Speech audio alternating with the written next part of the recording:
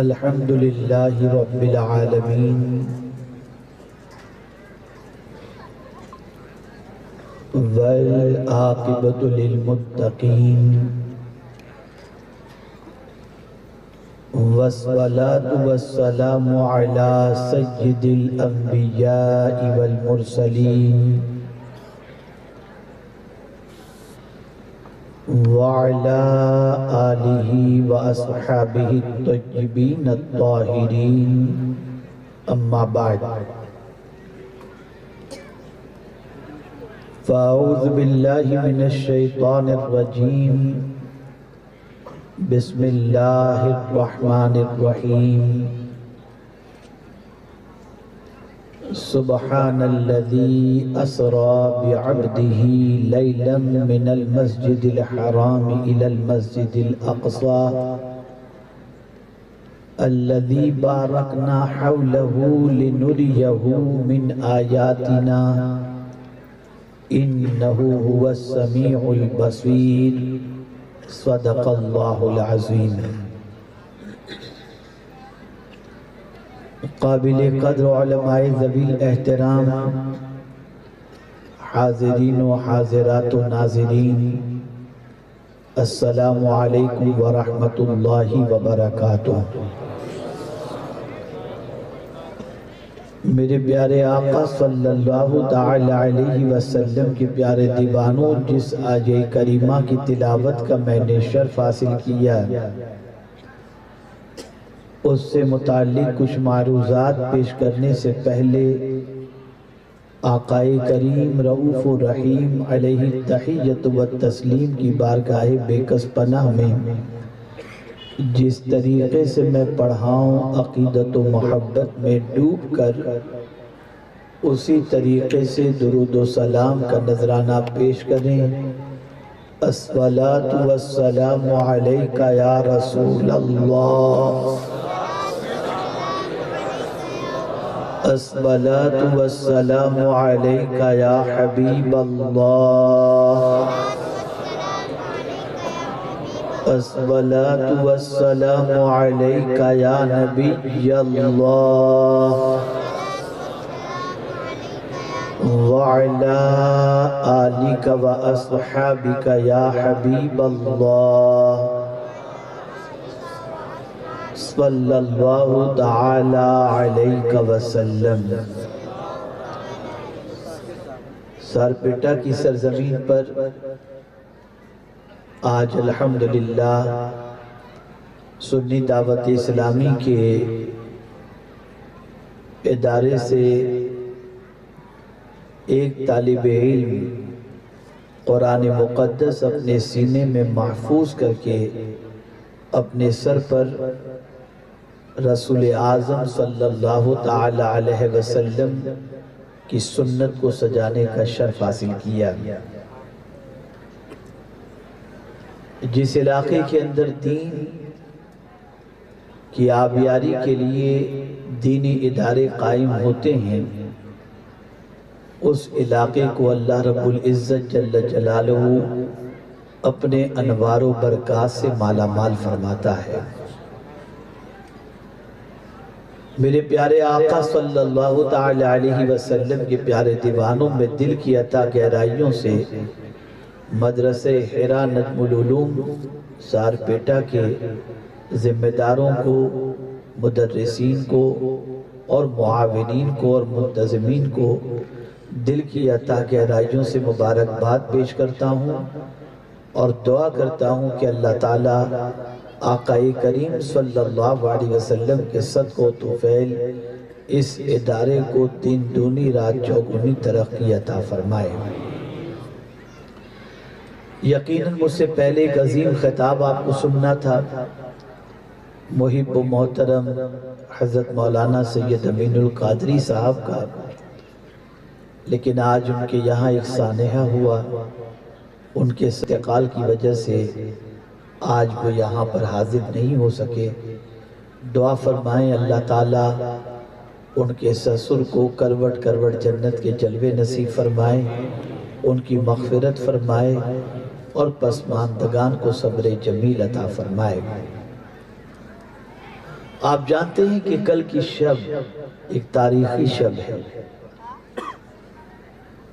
امت مسلمہ کو ملنے والے ایک عظیم تحفے کی شب ہے، اور رسول اعظم صلی اللہ تعالی علیہ وسلم کے لیے اپنے مالک حقیقی کے دیدار کی شب ہے۔ راتیں روز آتی ہیں اور چلی جاتی ہیں، لیکن کچھ راتیں ایسی ہوتی ہیں جو انسان کے مقدر کو بلندی تک پہنچا دیتی ہیں، اور کچھ راتیں ایسی حج کے سفر معراج سے مشرف ہونے سے پہلے کی سچویشن تھی۔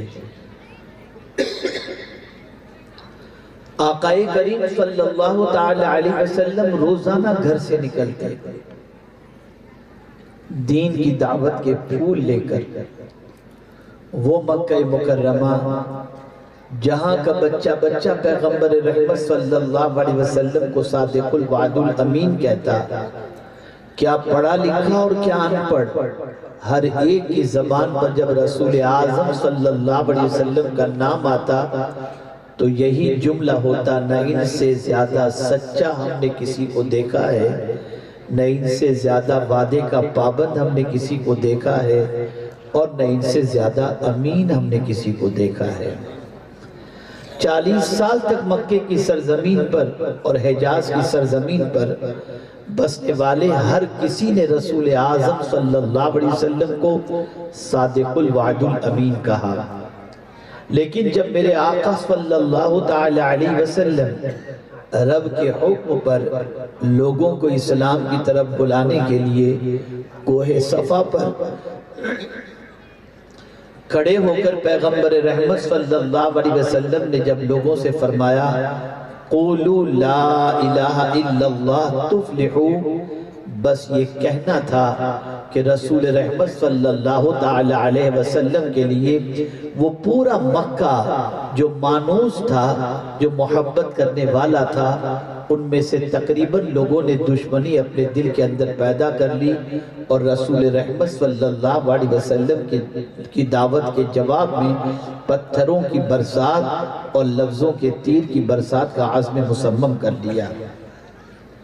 وہ رسول جو حق کی طرف بلانے آئے، وہ رسول جو سچائی کی طرف بلانے آئے، وہ رسول جو جنت کا راستہ دکھانے تشریف لائے، وہ رسول جو دین کی طرف بلانے کے لیے تشریف لائے، وہ رسول جو اپنے معبود برحق کی پہچان کرانے تشریف لائے، وہ رسول جن کا لمحہ لمحہ انسان کی خیرخواہی میں گزرتا، وہ رسول جن کا ایک ایک لمحہ امت کو سیدھے راستے کا مسافر بنانے میں گزرتا، لیکن کم نصیب امت نفع و ضرر کے حوالے سے پہچان نہ سکی کہ کس چیز کے اندر فائدہ ہے اور کس چیز میں نقصان، چنانچہ فائدے کی طرف بلانے والے کو دشمن سمجھ بیٹھی، اور اس قوم نے رسول اعظم صلی اللہ علیہ وسلم پر لفظوں کے تیر سے لے کر پتھروں کی بارشیں کرنا شروع کر دی۔ آپ ذرا سوچیں اور تھوڑا سا غور کریں، کوئی آدمی اگر کسی کو اچھائی کی طرف بلا رہا ہو، کسی کا بھلا چاہ رہا ہو، اور اس کے جواب میں وہ شخص جس کا بھلا چاہا جا رہا ہے وہی شخص بھلا چاہنے والے کو برا بھلا کہے، تو اس کے دل پر کیا بیتے گی، اس کے دل پر کیا گزرے گی؟ اللہ کے رسول صلی اللہ علیہ وسلم صادق الوعد الامین، لیکن جب رسول اعظم صلی اللہ علیہ وسلم اچھائی کی طرف، بھلائی کی طرف، کامیابی کی طرف بلاتے اور جواب میں جب لفظوں کے تیر چلتے، تو آپ ذرا سوچیں پیغمبر رحمت صلی اللہ علیہ وسلم کے دل پر کیا بیتتی ہوگی۔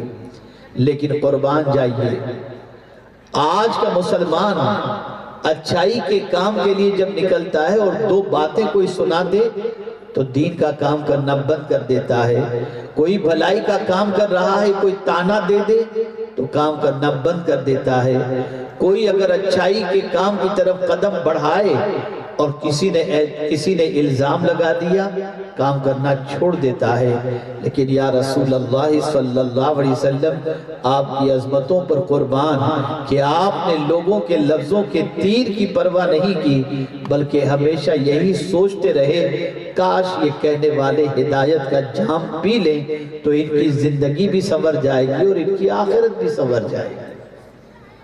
پیغمبر رحمت صلی اللہ علیہ وسلم رکتے نہیں. شام کو جب تشریف لاتے تو لفظوں کے تیر اور پتھروں کی بارش سے سرکار صلی اللہ علیہ وسلم کا دل ٹوٹا ہوا ہوتا، اور پھر دوسرے روز رسول اعظم صلی اللہ علیہ وسلم ایک نئے عزم اور حوصلے کے ساتھ لوگوں کو دعوت دینے کے لیے نکل پڑتے اور انسانوں کو بلانے کی کوشش کرتے. اللہ کے رسول صلی اللہ علیہ وسلم کو لوگوں کے طعنوں کی فکر نہیں تھی، لوگوں کے الزام کی فکر نہیں تھی. اگر فکر تھی تو صرف ایک بات کی فکر تھی کہ کاش کہ یہ لوگ ہدایت پا جائیں اور جنت کے راستے کے مسافر بن جائیں. میرے پیارے آقا صلی اللہ علیہ وسلم کے پیارے دیوانوں، دنیا میں بہت بھلا چاہنے والوں کو آپ نے دیکھا ہوگا، بہت سے بھلے چاہنے والوں کو آپ نے دیکھا ہوگا، لیکن کوئی ایسا آپ کو نہیں ملے گا جو گالیاں سن کر کے بھی بھلائی چاہ رہا ہو، جو پتھر کے زخم برداشت کر کے بھی بھلائی چاہ رہا ہو، جو راستے میں کانٹوں کے بچھائے جانے کو برداشت کر کے بھی بھلائی چاہ رہا ہو. اگر روئے زمین پر کوئی ایسی ذات ہے تو صرف پیغمبر رحمت کی ذات ہے، رسول رحمت صلی اللہ علیہ وسلم کی ذات ہے. اے رسول اعظم صلی اللہ علیہ وسلم کے دیوانوں، دو ذاتیں ایسی تھی رسول اعظم صلی اللہ علیہ وسلم سے وابستہ، جن کی بنیاد پر کفار قریش کبھی کبھی تھوڑی سی رعایت کر لیتے تھے، ستانے میں تھوڑا سا جھجک محسوس کرتے تھے. اور وہ دو ذاتیں کون سی تھیں؟ ایک رسول اعظم صلی اللہ علیہ وسلم کے چچا ابو طالب، اور ایک رسول اعظم صلی اللہ علیہ وسلم کی شریک حیات ہماری ماں ام المؤمنین حضرت خدیجہ الکبریٰ رضی اللہ تعالی عنہا. آپ جانتے ہیں ابو طالب کی بنیاد پر کہ وہ بڑے اونچے مقام پر فائز تھے، قبیلے کے اندر اپنا مقام رکھتے تھے، سوسائٹی میں اپنا وقار رکھتے تھے، چنانچہ ان کی بنیاد پر کبھی رسول اعظم صلی اللہ علیہ وسلم کو لوگ اذیتیں دینے کے اندر ہچکچاتے تھے، اور ہمیشہ وہ سرکار صلی اللہ علیہ وسلم کے ڈیفنس کے اندر آگے کھڑے رہتے تھے، لوگوں کو سمجھاتے تھے اور لوگوں کو روکتے تھے. اور اس کے ساتھ ساتھ ام المؤمنین حضرت خدیجہ الکبریٰ رضی اللہ تعالی عنہ کا احسان مکے کے بہت سارے لوگوں پر تھے، اور بہت سارے لوگ ان سے منفعت حاصل کرتے تھے تجارت کے طور پر. چنانچہ وہ ان کی رعایت کی وجہ سے کہ سرکار صلی اللہ علیہ وسلم ان کے شوہر ہیں، اس بنیاد پر رسول اعظم کو تکلیف دینے سے ہچکچاتے تھے. لیکن ہوا یہ کہ اللہ تعالیٰ نے ان دونوں مونس و غمخوار کو اٹھا لیا. ابو طالب کا بھی انتقال ہو گیا اور ام المؤمنین حضرت خدیجہ الکبریٰ رضی اللہ تعالی عنہ کا بھی وصال ہوا. اب بظاہر مکے کی سرزمین پر پیغمبر رحمت صلی اللہ علیہ وسلم کا دفاع کرنے والا یا رسول اعظم صلی اللہ علیہ وسلم پر کسی کی رعایت کی بنیاد پر ظلم و ستم کے پہاڑ توڑنے کے حوالے سے کوئی نہ رہا، تو اب لوگوں نے رسول اعظم کو ستانا شروع کیا اور پیغمبر رحمت صلی اللہ علیہ وسلم کو اس طریقے سے اذیتیں پہنچائیں کہ پیغمبر رحمت صلی اللہ علیہ وسلم نے مکہ چھوڑ کر طائف کا رخ کیا. اور طائف کی سرزمین پر پہنچ کر جب پیغمبر رحمت صلی اللہ علیہ وسلم نے لوگوں کو اللہ کی طرف بلانے کا کام شروع کیا تو آپ جانتے ہیں ابو لہب نے اوباش نوجوانوں کو اور وہاں کے بعض کفار و مشرکین نے اوباش نوجوانوں کو پتھر دے کر کے کہا ان کی بات نہ ماننا، ان پر پتھروں کی بارش کرو. اللہ کے رسول صلی اللہ علیہ وسلم طائف کے اندر اس طریقے سے پتھروں کے زخموں سے چور ہو جاتے ہیں جس کی کوئی انتہا نہیں. گویا ایسا محسوس ہو رہا تھا کہ ایک ایسی ذات جو پوری دنیا کا بھلا چاہ رہی ہے اور پوری دنیا کو سیدھے راستے کا مسافر بنانا چاہتی ہے، لیکن دنیا کی آنکھوں میں پٹی بندھی ہوئی ہے، حق اور باطل کے درمیان تمیز نہیں کر پا رہی، نفع اور ضرر کے بارے میں غور نہیں کر پا رہی، اور پیغمبر رحمت صلی اللہ علیہ وسلم کی باتوں کو قبول کرنے کے لیے تیار نہیں۔ آقا کریم صلی اللہ علیہ وسلم کو اپنی ذات کی فکر نہیں تھی، اپنی ذات پر ہونے والے لفظوں کے تیر کے بارے میں آپ فکر مند نہیں تھے۔ اللہ اکبر، پیغمبر رحمت صلی اللہ علیہ وسلم فکر مند تھے تو صرف اس بات کے کہ کاش یہ اسلام کی آغوش میں آ جائیں تاکہ ان کی دنیا اور آخرت دونوں سنور جائے۔ لیکن آپ جانتے ہیں جب ٹینشن بڑھ جاتا ہے، غم بڑھ جاتا ہے، حالات بد سے بدتر ہوتے ہیں، اسٹریس بڑھ جاتا ہے تو دنیا کا انسان بھی کہیں نہ کہیں کی سیر کے لیے نکل پڑتا ہے۔ آؤ ویکینڈ کے اندر کہیں چلے جائیں، 8 دن تک کام، 7 دن تک کام کا لوڈ تھا، ایک دن چھٹی منا لیں، آؤ ہالیڈے پر کہیں ہل اسٹیشن چلے جائیں، اور آدمی وہاں جا کر فریش ہونا چاہتا ہے۔ اللہ اکبر، پروردگار جانتا ہے اپنے محبوب صلی اللہ علیہ وسلم کے دل کے اوپر کیا بیت رہی ہے، لیکن محبوب کو فریش کرنا مقصود تھا، محبوب کو تسلی دینا مقصود تھا، محبوب کو بہت اچھی طریقے سے ان کے مقام سے آشنا کرانا مقصود تھا۔ تو جب دنیا مخالف ہو گئی تھی اور رسول اعظم کو ستانے میں کوئی کسر نہیں رکھ رہی تھی تو پروردگار جل جلالہ نے ایک ایسی رات، جس رات پیغمبر رحمت صلی اللہ علیہ وسلم ام ہانی کے گھر میں آرام کر رہے تھے، حضرت جبریل امین کو بھیجا، جاؤ جبریل، میرا محبوب اس وقت آرام کر رہا ہے، جاؤ، اسے سیر کی ضرورت ہے، اسے فریش ہونے کی ضرورت ہے، اسے تسلی کی ضرورت ہے، اسے اطمینان کی ضرورت ہے، وہ فکر مند ہے کہ زمین والے اس کی بات نہیں مانتے، آج میں اسے دکھا دیتا ہوں کہ آسمان پر اس کا مقام کیا ہے، آج میں دکھا دیتا ہوں فرشتوں میں اس کا مقام کیا ہے۔ اللہ اکبر، پروردگار جل جلالہ نے حضرت جبریل امین کو جب بھیجا تو آپ جانتے ہیں آقا کریم صلی اللہ تعالی علیہ وسلم حضرت ام ہانی کے گھر آرام فرما رہے تھے، اور اس طریقے سے سچویشن تھی، آدھے نیند میں تھے، آدھے ہوش میں تھے، خمار تھا آنکھوں کے اندر۔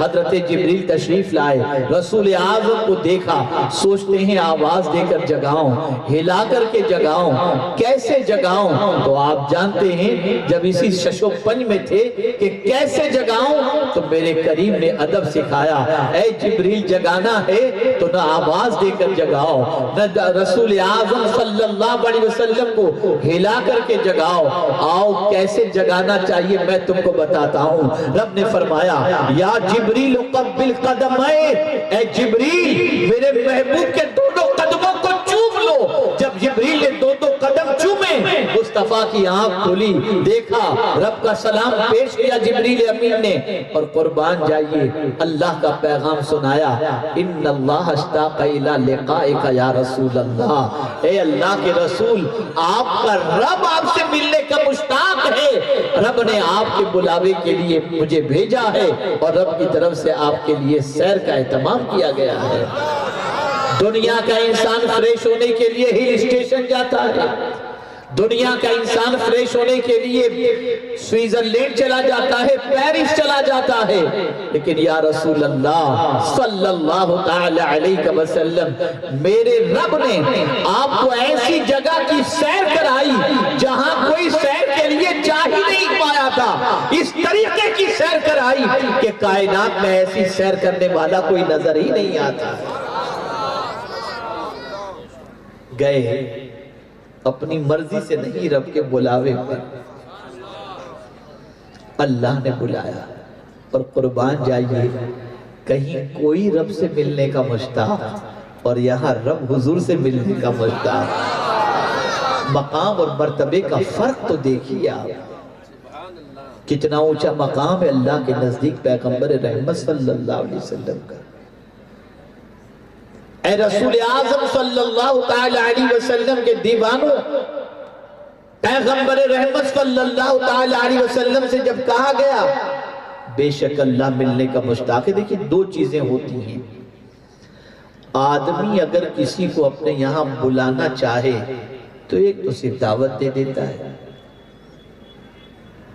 اور بہت زیادہ محبت ہوتی ہے اور بلانا چاہتا ہے نا تو گاڑی بھجوا دیتا ہے کہ سواری آپ کے لیے بھیجی جا رہی ہے، اور اچھے سے اچھی سواری بھیجتا ہے کوئی سفر میں دقت نہ ہو۔ یا رسول اللہ کی عظمتوں پر قربان، مولا نے صرف جبریل کو نہیں بھیجا، براق بھی ساتھ میں بھیجا، براق بھی ساتھ میں بھیجا، محبوب سواری بھی حاضر ہے۔ اور جانتے ہیں اس براق کا انتخاب کیسے ہوا؟ جنت میں تو کافی براق تھے، لیکن شب معراج جس براق پر سوار ہو کر حضور تشریف لے گئے، اسی براق کا انتخاب کیوں ہوا؟ جانتے ہیں آپ، ہر براق گردن اونچی کر کے جنت میں دیکھ رہا تھا، میرا نمبر لگ جائے، میرا نمبر لگ جائے۔ کوئی شوخی کر رہا تھا، کوئی مچل رہا تھا، کوئی خوبصورتی کا اظہار کر رہا تھا، کوئی اپنی ٹانگوں کے بارے میں، اپنے وجود کے بارے میں فخر کا مظاہرہ کر رہا تھا۔ لیکن ایک براق ایسا تھا جو بالکل غمگین ہو کر کھڑا تھا۔ رب نے فرمایا پوچھو یہ غمگین کیوں ہے؟ جب اس سے پوچھا گیا تو اس براق نے کہا سوچ رہا ہوں کہیں میں محروم نہ رہ جاؤں۔ بس اس کی یہ ادا میرے مولا کو پسند آئی، فرمایا آج تو محروم نہیں رہے گا، اور فرمایا گیا اسی براق کا انتخاب آج رسول اعظم کی سواری کے لیے کیا جا رہا ہے۔ بس پروردگار جل جلالہ نے اس براق کا انتخاب فرمایا۔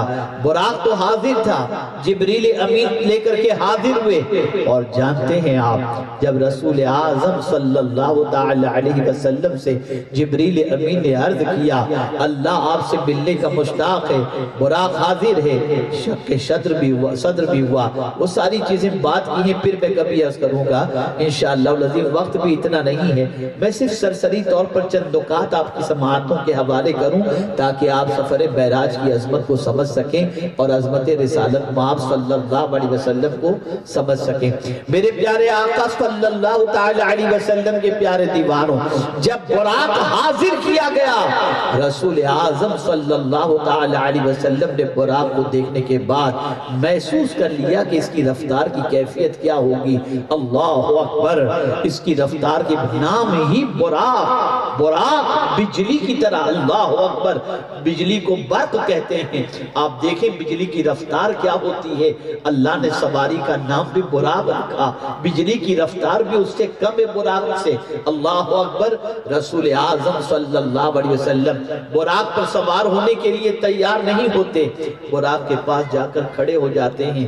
جبریل امین نے عرض کیا یا رسول اللہ صلی اللہ تعالی علیہ وسلم، آپ کے لیے براق حاضر ہے، رب ملنے کا مشتاق ہے، سرکار تاخیر کیوں ہو رہی ہے اور آنسو کیوں بہائے جا رہے ہیں، سرکار رونے کی وجہ کیا ہے؟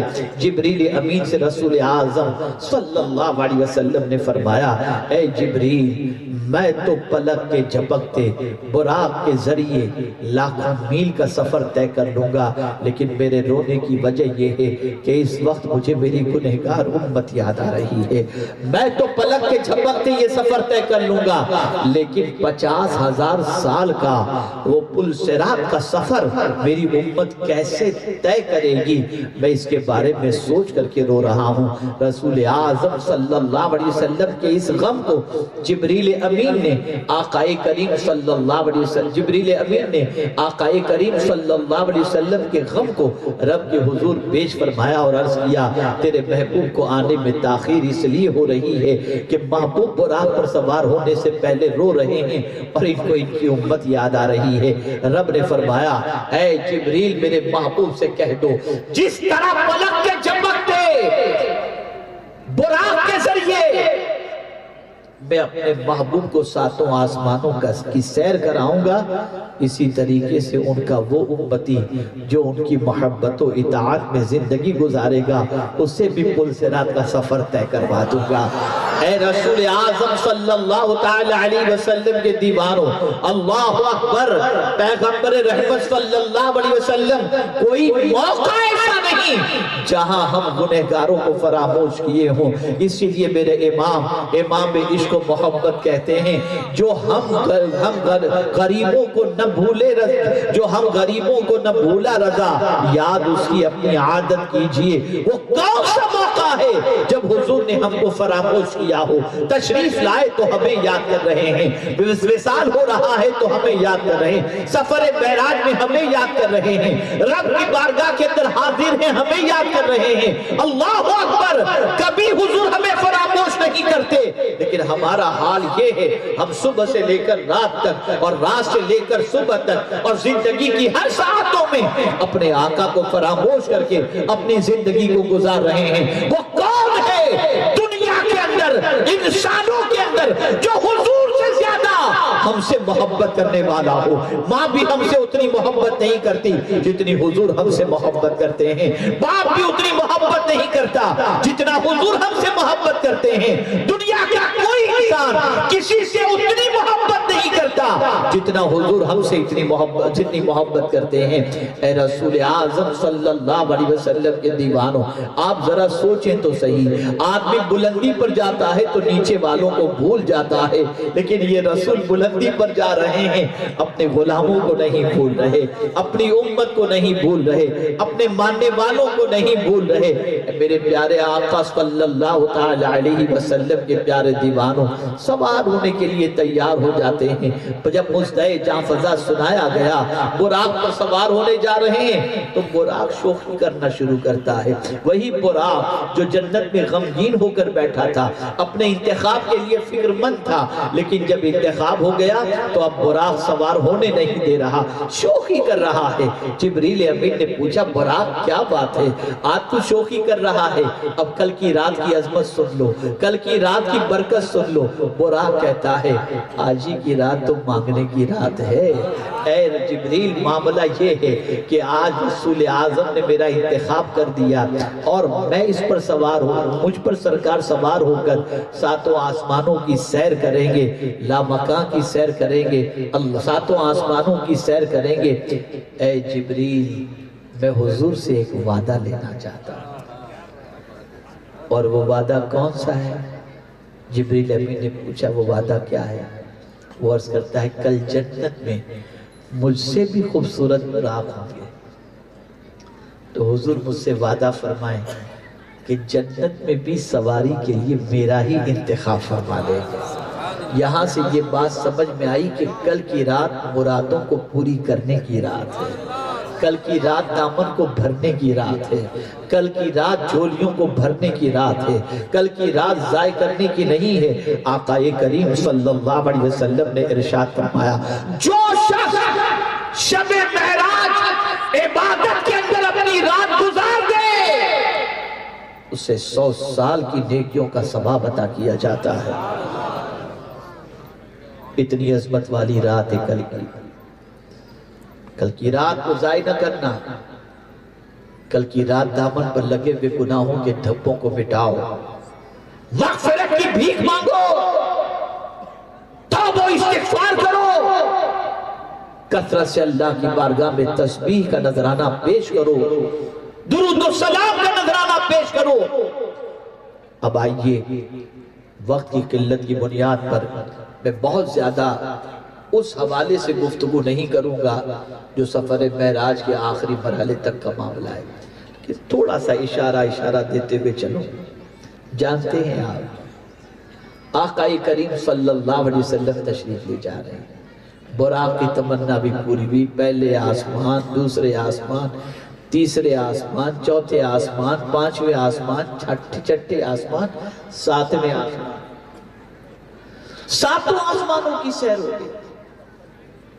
انبیاء کرام علیہ الصلوۃ والتسلیم نے استقبال کیا، مرحبا کہا، ویلکم کیا، اور سرکار صلی اللہ علیہ وسلم آگے بڑھتے رہے، سدرۃ المنتہا پر پہنچے۔ اس کے آگے کوئی نہیں جا سکتا۔ سدرہ ایک بیر کا درخت ہے، بس وہاں تک حد ہے، کوئی مخلوق اس کے آگے نہیں جا سکتی، ایون یہاں تک کہ فرشتے بھی، وہ اینڈ ہے۔ اور وہی مقام حضرت جبریل امین علیہ الصلوۃ والتسلیم کا، اس کے آگے جبریل بھی کبھی نہیں گئے، سدرۃ المنتہا سے آگے جبریل بھی کبھی نہیں گئے۔ یہاں تک تو جبریل امین ساتھ میں ہیں، سدرہ تک جبریل امین ساتھ میں ہیں۔ اب بلاوا آگے کا ہے، مقام قاب قوسین او ادنا، لامکاں کی سیر کرنی ہے، قرب الہی اور دیدار الہی کی لذت سے مالا مال ہونا ہے۔ جب سدرہ پر پہنچے، سدرۃ المنتہا پر، تو جبریل امین علیہ الصلوۃ والتسلیم نے حضور سے عرض کیا اگر میں اقبال برابر بھی اس سے آگے بڑھوں تو پرتو تجلی سے میرے پر جل جائیں گے، سرکار میں اس سے آگے آپ کے ساتھ نہیں چل سکتا، یہی میری انتہا ہے، اب آگے حضور کو جانا ہے۔ تو قربان جائیے، ہر نبی سے جو بھی اللہ عز و جل کی طرف سے سخت امتحان کے اندر گزرے، ہر نبی سے، جیسے حضرت ابراہیم علیہ السلام کو جب آگ میں ڈالا جا رہا تھا تو جبریل امین پہنچے تھے حضرت ابراہیم کے پاس، حل لک حاجت یا خلیل، اے ابراہیم تمہاری کوئی حاجت ہے؟ تو حضرت ابراہیم علیہ السلام نے فرمایا تھا ہاں ہے حاجت، تجھ سے نہیں مولا سے حاجت ہے۔ کہا اچھا اسے ہی اپنی حاجت پیش کر دیجئے، تو فرماتے وہ مجھ سے زیادہ میری حاجتوں کے بارے میں جانتا ہے۔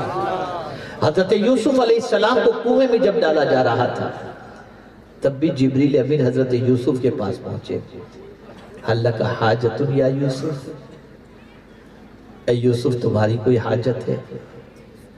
انبیاء کرام جو ابتلا کی وادیوں سے گزرے، ہر ایک سے جبریل امین نے ان کی حاجت پوچھی تھی، لیکن سارے نبیوں کی طرف سے رسول اعظم جبریل سے پوچھتے ہیں۔ سب سے جبریل نے پوچھا، سدرۃ المنتہا پر حضور پوچھتے ہیں، اور کیا پوچھتے ہیں؟ حل لک حاجت یا جبریل، اے جبریل تیری کوئی حاجت ہے؟ قربان جائیے، جبریل بھی جانتے تھے کہ حضور کی پسند کیا ہے، عرض کیا ہاں حضور میری ایک ہی حاجت ہے کہ جب آپ کی امت پل صراط سے گزرے تو میں اپنے پر کو بچھا دوں۔ اس لیے کہ جبریل جانتے تھے کہ حضور اسی بات سے خوش ہوں گے جب ان کی امت کا بھلا چاہا جائے تو حضور راضی ہو جاتے ہیں۔ اس لیے جبریل امین نے اپنی حاجت یہ نہیں بیان کی مجھے اپنے ساتھ لے کر جائیے، آپ مجھے بتائیے میں اگر مدینے جا رہا ہوں اور کسی نے مدینہ نہیں دیکھا اور میں اس سے کہوں کہ مدینہ چلو گے، کیا تمہاری تمنا ہے؟ حضرت دعا فرمائے کہ ایک بار میں مدینہ دیکھ لوں، یہی تو کہے گا۔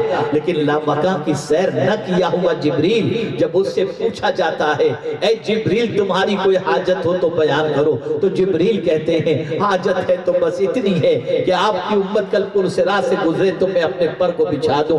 اللہ اکبر! لیکن میرے امام حضور کی محبت میں اتنے ڈوبے ہوئے تھے کہ جبریل کا احسان بھی لینے کو تیار نہیں، کہتے ہیں پل سے اتارو رہ گزر کو خبر نہ ہو، جبریل پر بچھائے تو پر کو خبر نہ ہو۔ حضور مجھے جبریل کا بھی احسان نہیں چاہیے، اگر پل سے اتارنا ہے تو آپ ہی اتارنا چاہیے۔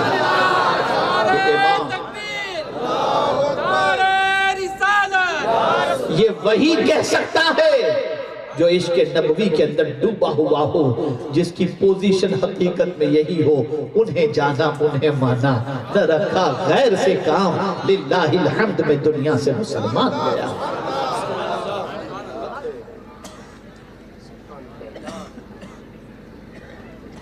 آگے گئے حضور صلی اللہ علیہ وسلم، رب قدیر جل جلالہ کا دیدار ہوا، عرض کیا تحیات للہ والصلوات والطیبات، رب کی تحیت پیش کی۔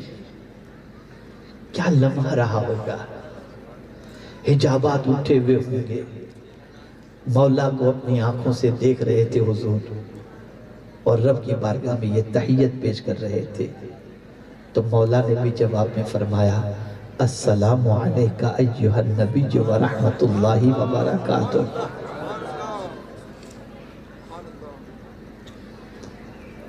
پھر وہاں بھی امت یاد آ گئی، رب نے جب حضور کو سلام پیش کیا تو وہاں بھی حضور کو اپنی امت یاد آ گئی۔ جب رب نے کہا السلام علیکہ ایہا النبی ورحمت اللہ وبرکاتہ تو سرکار نے عرض کیا السلام علینا وعلی عباد اللہ الصالحین، ہم پر بھی سلام اور نیک بندوں پر بھی سلام۔ اللہ اکبر۔ آپ اندازہ لگائیے یہ علینا کہہ کر کے اپنے کون اور نیک بندے کون؟ تو سرکار صلی اللہ علیہ وسلم نے علینا کہہ کر گنہگاروں کو اپنے دامن میں چھپا لیا کہ جس کا کوئی نہیں ہے اس کا مصطفیٰ موجود ہے، اس کے حضور موجود ہے۔ یہ امت کا خیال جو نہ بھولا ہم غلام کو رضا، یاد اس کی اپنی عادت کی۔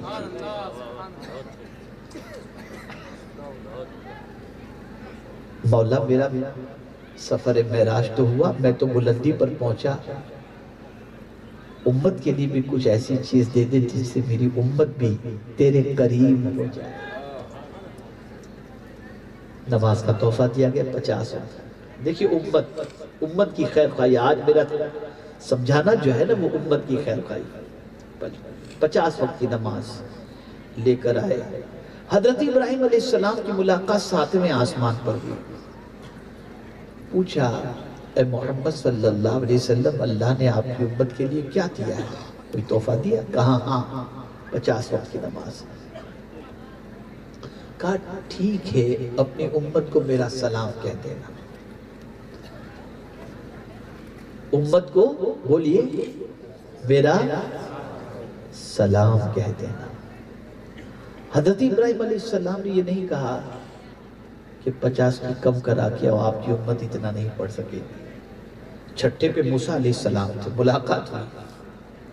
حضرت موسیٰ علیہ السلام سے سرکار نے فرمایا، جب انہوں نے پوچھا کہ رب نے آپ کی امت کے لیے کیا عطا فرمایا، تو آپ نے ارشاد فرمایا میری امت کے لیے 50 وقت کی نماز تحفے میں عطا فرمایا۔ آپ کی امت نہیں پڑھ سکے گی، کم کرائی، کب کرائے؟ میں پوچھنا چاہتا ہوں امت حضور کی ہے، فکر حضرت موسیٰ کو کیوں؟ امت حضور کی ہے، فکر موسیٰ علیہ السلام کو کیوں؟ تو اصل معاملہ دوسرا تھا۔ معاملہ دراصل یہ تھا کہ جن آنکھوں نے اللہ کو دیکھا تھا ان آنکھوں میں رب کا جلوہ دیکھنا تھا۔ اگر یہ کہتے کہ حضور جائیے پھر رب کو دیکھ کر کے آئیے پھر میں آپ کی آنکھوں میں جلوہ دیکھوں، ہو سکتا ہے حضور بھی جائیں یا جائیں بھی، لیکن جب امت کی تکلیف کی بات آئی تو محبوب کو گوارا نہیں ہوا، چلے گئے، بار بار بھیجا، بار بار چلے گئے اور بتا دیا میری امت تمہارا مجھ پہ میرے دل میں کتنی تمہاری محبت ہے کہ تمہاری کوئی تکلیف میں برداشت نہیں کر سکتا۔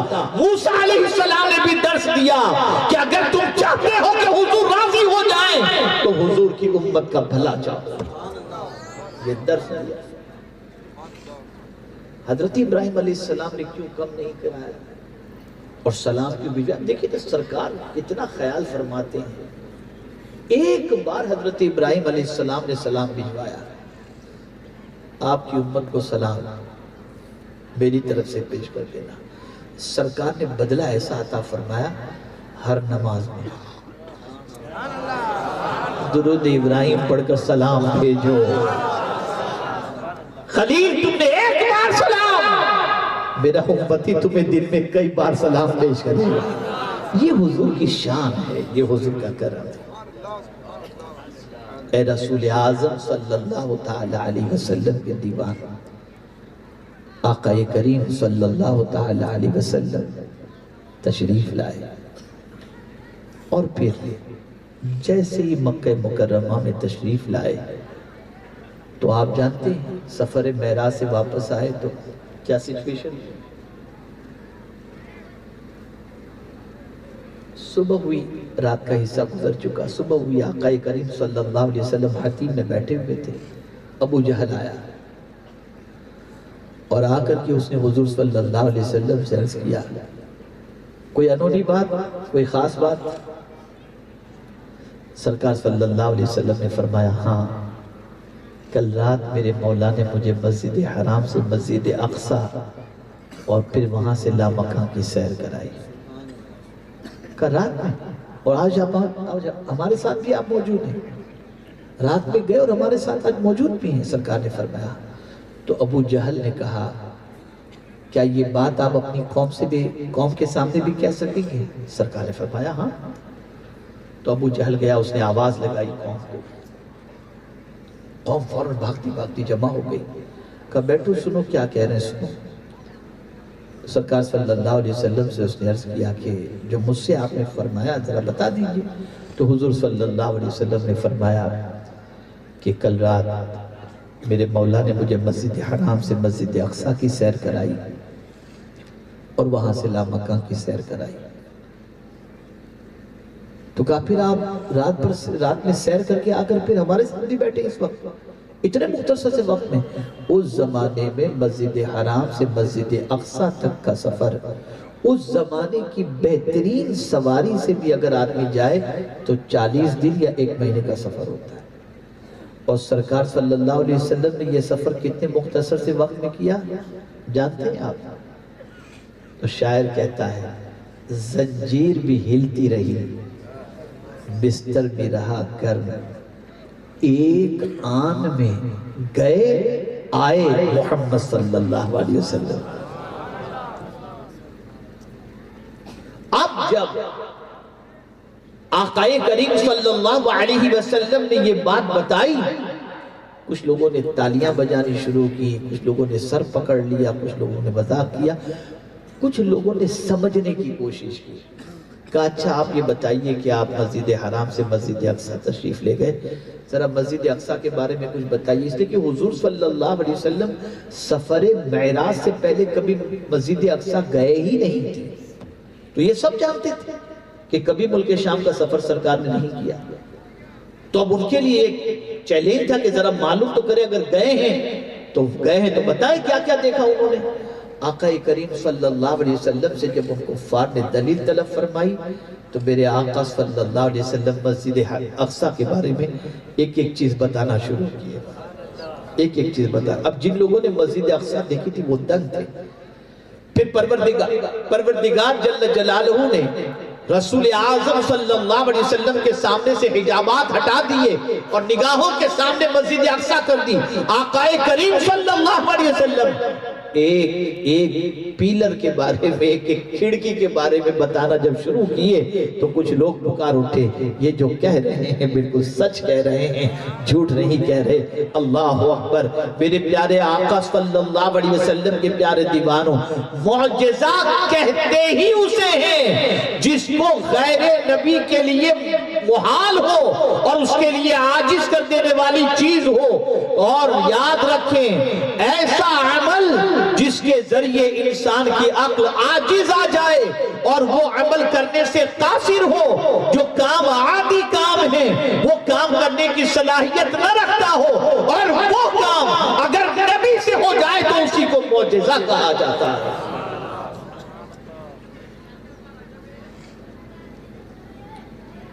میرے پیارے آقا صلی اللہ تعالی علیہ وسلم کے پیارے دیوانوں، قربان جائیے عظمت والے رسول صلی اللہ علیہ وسلم پر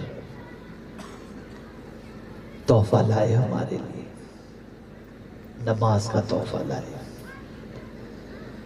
میں آج جب سے یہاں آیا اور جہاں جہاں بھی درمیان میں رکتا ہوا میں آیا اور نوجوانوں کو دیکھا تو میں ایک ہی چیز کی تاکید کرتا رہا، نماز پڑھو، نماز پڑھو، نماز پڑھو۔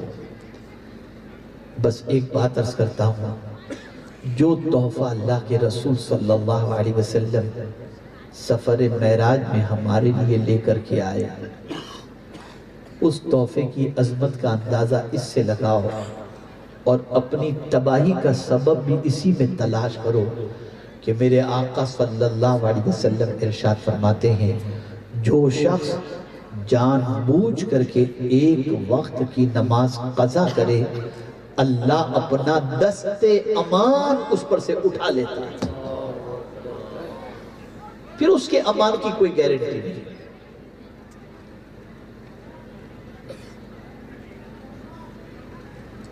ایک بیوی شادی کے موقع پر شوہر کا دیا ہوا تحفہ انگوٹھی کی شکل میں ہو تو زندگی پر سنبھال کر رکھتی، حفاظت کرتی ہے کہ یہ میرے شوہر کی نشانی ہے۔ اور مسلمانوں، تم نبی کے تحفے کی قدر نہیں کرتے، کس نے یہ تحفہ دیا؟ سید الرسول نے تحفہ عطا فرمایا، امام قبلتین نے تحفہ عطا فرمایا۔ نماز کی قدر کرو، کل کی رات ضائع نہ کرو، توبہ کرو، استغفار کرو، اور عظمت والے رسول صلی اللہ علیہ وسلم کی عظمتوں کو اپنے سینے میں بٹھاؤ۔ اور میرے پیارے آقا صلی اللہ علیہ وسلم کے پیارے دیوانوں، نماز کی پابندی کے ساتھ ساتھ حضور صلی اللہ علیہ وسلم کی امت کے بارے میں بھلا سوچو، بھلا کرو، دنیا میں بھی تم بھلے رہو گے اور آخرت میں بھی انشاءاللہ بھلے رہو گے۔ اللہ رب العزت جل جلالہ، آقا کریم رؤوف الرحیم علیہ التحیۃ والتسلیم کے صدق و طفیل مجھے آپ کو سب کو تحفہ معراج کو سینے سے لگانے کی توفیق نصیب فرمائے، اور پروردگار جل جلالہ پیغمبر رحمت صلی اللہ تعالی علیہ وسلم کی تعلیمات پر عمل کرتے ہوئے زندگی گزارنے کی توفیق نصیب فرمائے۔ کل کی رات عبادت میں اور پرسوں کا روزہ رکھنے کی اور کل کا بھی روزہ رکھنے کی کوشش کریں، 26 27 دو دن کا روزہ رکھنے کی کوشش کریں۔ اگر خدا نخواستہ کل نہیں رکھ سکتے تو پرسوں کے رکھنے کی کوشش کریں، اور شب معراج عبادت و ریاضت میں گزارنے کی کوشش کریں۔ اللہ رب العزت ہم سب کو عمل کی توفیق نصیب فرمائے، اور حرا نجم العلوم سرا پیٹ کو پروردگار سرا پیٹ سار پیٹا، پیٹ تو یاد رہتا ہے لیکن وہ سارا پیٹا یہ سب ذرا مشکل رہتا ہے، اس کے لیے تھوڑا سوچ رہا تھا۔ تو بہرحال سارا پیٹا میں جو مدرسہ ہے اللہ تعالیٰ اس کو ترقی عطا فرمائے۔ بس سنور جاؤ میرے بھائیو، سنور جاؤ۔ دیکھیے میں آپ کو ایک چیز بتاؤں، میں آیا ہوں تب سے مجھے میرے کان میں یہ بات کہی جا رہی ہے، حضرت لوگ بیچارے دیہات کے رہنے والے ہیں، تھوڑا سا خیال کیجئے گا۔ اس لیے کہ سب جانتے ہیں کہ مجھے غصہ اس عمر میں تھوڑا سا آ جاتا ہے، کوئی چپکتا ہے، کوئی بھاگتا ہے، کوئی یہ کرتا ہے وہ کرتا ہے، تو تھوڑا سا اور کیوں آتے ہیں میں آپ کو بتاؤں۔ یہ طریقہ اگر کوئی غیر مسلم دیکھے تو سوچے یار یہ مسلمان ہے، ڈر ہی نہیں ہے ان کے اندر۔ تو مجھے اس وجہ سے تھوڑا سا ڈسپلین کو دیکھ کر مجھے تھوڑا سا غصہ آ جاتا ہے۔ تو میں آپ سے گزارش کروں گا پروگرام کے بعد، اجتماع کے بعد ہم جب نکلنے لگے نا تو بھاگو ہٹو، یہ کرو وہ کرو، کچھ کرنے کی ضرورت نہیں۔ آپ بھی سیدھے سیدھے جائیں اور ہم کو بھی سیدھے سیدھے جانے کی اجازت عطا فرمائیں۔ پھر ایک مرتبہ عرض کرتا ہوں، اللہ عز و جل اور اس کے رسول صلی اللہ علیہ وسلم کے ارشادات کو دل کے اندر بٹھائیں، اور آج سے یہ عہد کریں کہ جو رسول ہمیں کبھی نہیں بھولے، ہم ان کے تحفے کو کبھی مس نہیں کریں گے انشاءاللہ۔ کریں گے نا نماز کی پابندی انشاءاللہ؟ بتائیے سب، بتائیے کریں گے نا انشاءاللہ؟ ایک وقت کی نماز بھی نہ چھوڑو۔ میں آپ کو ایک چیز بتاؤں، آپ ہمیشہ چاہتے ہیں کہ آپ کی اولاد آپ کی آنکھوں کی ٹھنڈک بنے، اس لیے چاہتے ہیں کہ اولاد ایسا کام کرے جس سے آنکھوں میں ٹھنڈک ہو۔